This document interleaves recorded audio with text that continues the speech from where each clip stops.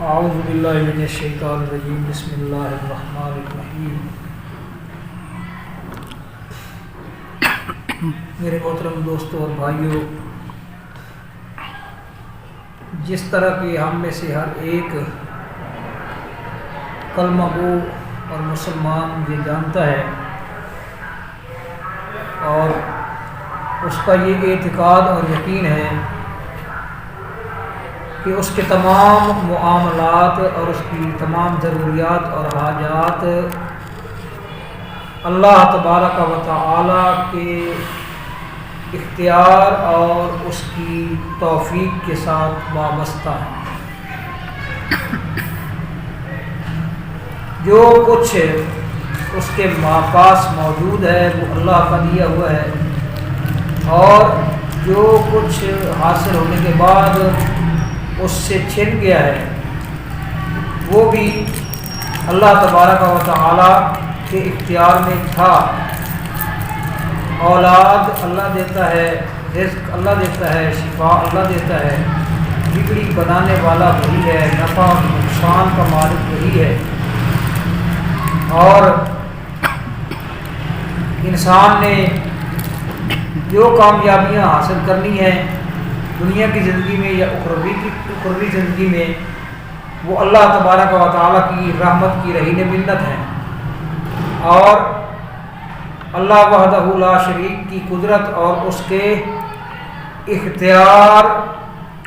کی وجہ سے اس تک پہنچنے والی ہیں، اور وہ ان تک اللہ تعالیٰ کی قدرت اور اختیار اور اللہ تبارک و تعالیٰ کی رحمت اور اس کے فضل اور اس کی توفیق اور اس کے احسان کی وجہ سے ان چیزوں تک رسائی حاصل کرنے والا ہے۔ تو اللہ تبارک و تعالیٰ کی دہلیز اور اس کی چوکھٹ اور اس کا جو دروازہ ہے وہ ہر ایک لا الہ الا اللہ پڑھنے والے کا مطمع نظر اور اس کا مقصود ہے۔ تو جس طرح ہر چیز اللہ سے طلب کرنے کا حکم ہے ہمیں، اور ہر چیز اللہ وحدہ لا شریک کی بارگاہ میں اپنی عرضداشت پیش کر کے اللہ تعالیٰ سے مانگنے کا حکم ہے، اسی طرح ایک سبب اور ذریعہ اور ایک طریقہ کار یہ بھی مشروع ہے کہ جب آپ نے کوئی کام کرنا ہے اور آپ نے کوئی قدم اٹھانا ہے کاروبار کی صورت میں یا رشتہ داری کی صورت میں یا کسی بھی دنیاوی معاملے کی صورت میں، تو اللہ تبارک و تعالیٰ سے انسان مشورہ کرے، اور اللہ تبارک و تعالیٰ سے مشورہ کرنے کے حوالے سے جو مشروع ہے ہماری دین اور ہمارے دین اور ہماری شریعت میں اور ہمارے رسول صلی اللہ تعالیٰ علیہ وسلم سے جو منقول ہے، اس طریقہ کار کو کہتے ہیں صلاۃ الاستخارہ، یعنی استخارہ کی نماز۔ استخارہ کا معنی ہے خیر کو طلب کرنا۔ تو اللہ تبارک و تعالیٰ کے سامنے سر بسجود ہو کر اللہ سے خیر طلب کی جائے، یہ مسنون طریقہ کار ہے۔ اللہ کے نبی صلی اللہ تعالیٰ علیہ وسلم نے فرمایا اذا ہم احدکم بالامر، جب تم میں سے کوئی ایک کسی بھی معاملے کا ارادہ کرتا ہے، کسی بھی معاملے کا، کاروبار کا ارادہ کرتا ہے، وہ کسی جگہ شادی کرنا چاہتا ہے، کسی جگہ اپنی اولاد کا رشتہ طے کرنا چاہتا ہے، کسی جگہ اپنا رشتہ طے کرنا چاہتا ہے، کسی سے کاروبار کی شراکت کرنا چاہتا ہے، کسی سفر کا ارادہ رکھتا ہے، وہ کیا کرے؟ فَلْيَرْكَعْ رَكْعَتَيْنِ مِنْ غَيْرِ الْفَرِيضَةِ، تو نماز فرض نماز کے علاوہ وہ 2 رکعات نماز پڑھے۔ ثُمَّ لِيَقُلْ، اور پھر اس کو یہ الفاظ کہنے چاہیے 2 رکعات نماز پڑھنے کے بعد اس کو، یعنی یہ دعا کرنی چاہیے۔ بعض لوگ جو ہیں انہوں نے یہ تصور کر رکھا ہے کہ پہلی جو رکعت ہے اس کے اندر وہ سورۃ فاتحہ اتنی بار پڑھے گا اور اس کے علاوہ اتنی آیات کی تلاوت کرے گا اور فلاں مخصوص سورت کی تلاوت کرے گا، اور پھر دوسری رکعت کے اندر اتنی بار سورۃ الفاتحہ پڑھے گا اور فلاں مخصوص سورت کی تلاوت کرے گا اور پھر وہ رکوع اور سجود کے اندر اتنی تسبیحات کہے گا، یہ سب سینہ گزر باتیں ہیں، ان کی کوئی حقیقت نہیں۔ جس طرح وہ دوسری نماز پڑھتا ہے اسی طرح ہی استخارے کی نماز بھی پڑھے گا۔ اور یہ استخارہ کی نماز جو ہے یہ اللہ کے نبی صلی اللہ تعالیٰ علیہ وسلم سے بھی ثابت ہے، یہ صحابہ کرام سے بھی ثابت ہے،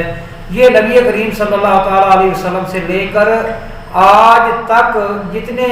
آپ علیہ السلام کے بعد صحابہ کا دور آیا ہے، پھر دیگر صالحین امت کا دور آیا ہے، اور اس دور میں بھی جتنے صالحین امت ہیں جو اللہ تبارک و تعالیٰ کی تحریر اور اس کی چوکھٹ کے ساتھ وابستہ ہے اور اپنے تمام معاملات اس کے سامنے پیش کرتے ہیں، ان تمام کا یہ طریقہ کار ہے، یہ طریقہ کار یعنی ان تمام کے درمیان رائج ہے۔ حضرت زینب بنت جحش رضی اللہ تعالی عنہ، نبی کریم صلی اللہ تعالیٰ علیہ وسلم نے جب ان کو نکاح کا پیغام دیا، نکاح کا پیغام، تو انہوں نے کہا ما انا بصانعۃ شیئا حتی اوامر ربی فقامت الی مسجدها،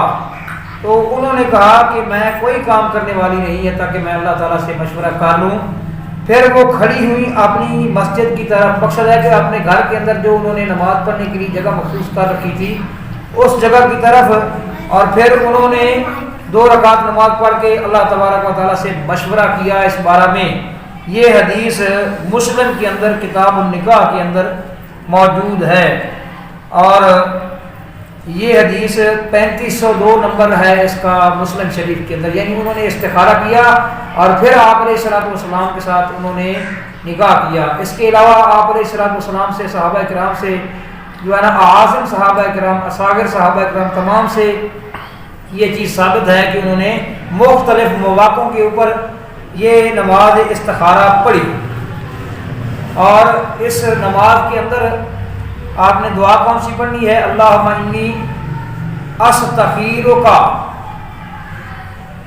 بعلمک و استقدرک بقدرتک و اسألک من فضلک العظیم فانک تقدر ولا اقدر ولا تعلم وتعلم ولا اعلم وانت علام الغیوب۔ اللہم ان کنت تعلم ان هذا الامر خیر لی فی دینی و معاشی و عاقبت امری فاقدرہ لی ویسرہ لی ثم بارک لی فیہ وان کنت تعلم ان هذا الامر شر لی فی دینی و معاشی و عاقبت امری فاصرفہ عنی واصرفنی عنہ وقدر لی الخیر حیث کان ثم ارزنی بہ۔ بخاری شریف کے اندر یہ حدیث ہے، اور آپ علیہ السلام کی یہ دعا کتاب التہجد باب ما جاء فی التتبع مثنا مثنا، یہ باب ہے امام بخاری نے جو قائم کیا ہے، اور اس بخاری کے اندر یہ دعا آپ علیہ السلام سے منقول ہے۔ تو یہ جو دعا ہے اس کا مطلب کیا ہے اور معنی کیا ہے وہ بھی آپ کو بتا دیتے ہیں۔ اے اللہ، میں تجھ سے تیرے علم کے ذریعے سے خیر مانگتا ہوں، اور تجھ سے تیری قدرت کے ذریعے سے طاقت مانگتا ہوں، اور میں تجھ سے تیرا عظیم فضل مانگتا ہوں۔ بلا شبہ تو قدرت رکھتا ہے، میں قدرت نہیں رکھتا، اور تو جانتا ہے میں نہیں جانتا، اور تو ہی تمام غیبوں کا جاننے والا ہے۔ اے اللہ، تیرے علم کے مطابق اگر یہ کام اپنے کام، پھر اس جگہ اپنے کام کا نام لے، جس جگہ اس نے یہ الفاظ کہنے ہیں نا، اگر تو جانتا ہے یا اللہ اگر یہ کام میرے لیے، میرے دین، میرے معاش اور میرے کام کے انجام میں بہتر ہے، وہاں اس جگہ اپنا نام لے، تو اس کام کو میرا مقدر بنا دے اور اسے میرے لیے آسان کر دے، پھر میرے لیے اس میں برکت ڈال دے، اور اگر تیرے علم میں یہ کام میرے لیے، میرے دین، میرے معاش اور میرے کام کے انجام میں برا ہے تو اسے مجھ سے پھیر دے، اور مجھے اس سے دور کر دے، اور بھلائی کو جہاں بھی ہو میرے مقدر میں کر دے، پھر مجھے اس پر راضی کر دے۔ اس حدیث کے آخر میں رسول اللہ صلی اللہ علیہ وسلم نے فرمایا وہ اپنے کام کا نام لے۔ استخارہ دن اور رات کسی بھی وقت کیا جا سکتا ہے، اس کے لیے کوئی وقت مخصوص نہیں ہے۔ بعض لوگوں کا خیال ہے کہ کہ سونے سے پہلے وہ 2 رکعت پڑھے، پھر دائیں جانب کروٹ سو جائے اور پھر وہ استخارہ کی مخصوص دعا پڑھے،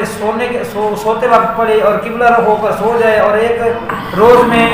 دل مطمئن نہ ہو تو مسلسل 7 روز تک استخارہ کرتا رہے، اس کی کوئی دلیل نہیں ہے۔ بس یہ حدیث میں آیا ہے کہ 2 رکعت نماز پڑھے اور یہ جو دعا میں نے آپ کے سامنے پڑھی ہے یہ دعا پڑھے،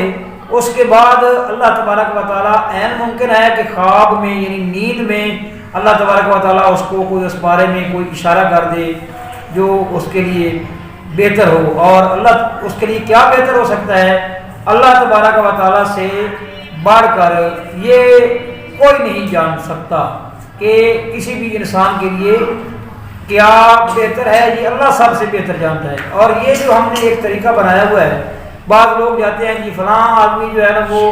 شب بیدار ہے، شب زندہ دار ہے، وہ رات کو جاگ کر عبادت کرتا ہے، وہ جی بڑا اللہ کا ذکر کرتا ہے، وہ بہت تلاوتیں کرتا ہے، وہ مستجاب الدعوات ہے، وہ نیک آدمی ہے، اور اس لیے میں اس سے گزارش کرتا ہوں، درخواست کرتا ہوں کہ وہ میرے لیے یہ نماز، یہ استخارہ میرے لیے وہ استخارہ کرے۔ اس کا بھی کوئی ثبوت نہیں ہے۔ استخارہ انسان کو خود کرنا چاہیے، اور یہ نماز خود پڑھ کر، یہ دعا پڑھ کر اور یہ دعا پڑھے، اس کے بعد اللہ تعالیٰ چاہے گا تو اللہ تبارک و تعالیٰ اس کے دل میں خیال ڈال دے گا جو اس کے لیے بہتر ہوگا، یا اللہ تبارک و تعالیٰ بذریعہ نیند، بذریعہ خواب اس کو یہ اللہ تبارک و تعالیٰ اس کی کوئی رہنمائی کر دے گا۔ اس کے علاوہ باقی جو چیزیں ہیں وہ فرضی ہیں اور سینہ گزر ہیں، ان کی کوئی حقیقت نہیں ہے۔ جو کچھ اس بارے میں صحیح حدیث میں صحیح طور پر ثابت ہے وہ ہم نے آپ کے سامنے پیش کر دیا ہے۔ اللہ سے دعا ہے کہ اللہ عمل کی توفیق دے۔